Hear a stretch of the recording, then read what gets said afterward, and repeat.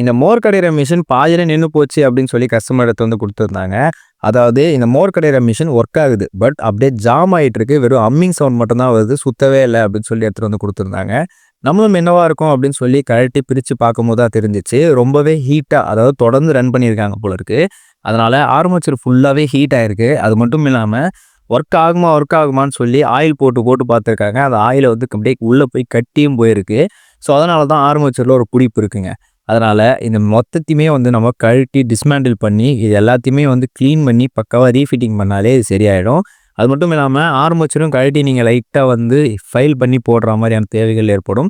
So இது எல்லாத்தையுமே நம்ம பண்ண போறோம். பண்ணிட்டு எப்படி ஒர்க் ஆகுது அப்படின்னு சொல்லி செக் பண்ணி பார்க்கும்போது பக்காவா ஒர்க் ஆச்சு. எந்த ப்ராப்ளமே இல்ல. பட் கஸ்டமர் கிட்ட மறுபடியும் இதே மாதிரி தொடர்ந்து கண்டினியூவா ஹீட் பண்ணாதீங்க அப்படின்னு சொல்லி குடுத்து அனுப்பிச்சோம். ஏன்னா மோஸ்ட் ஆஃப் த டைம் இதுல இருக்க ஒரு சின்ன பேரிங் போயிட்டுருக்கும். ஒரு சில டைம் புஷ்ஷும் போயிட்டுருக்கும். ஸோ அதனாலயுமே இந்த ஃபால்ட் வரும். பட் இந்த வாட்டி அவங்களுக்கு பெரிய அளவுல ஃபால்ட் வராம சின்ன ஃபால்ட்டோடயே தப்பிச்சுட்டு இருக்காங்க.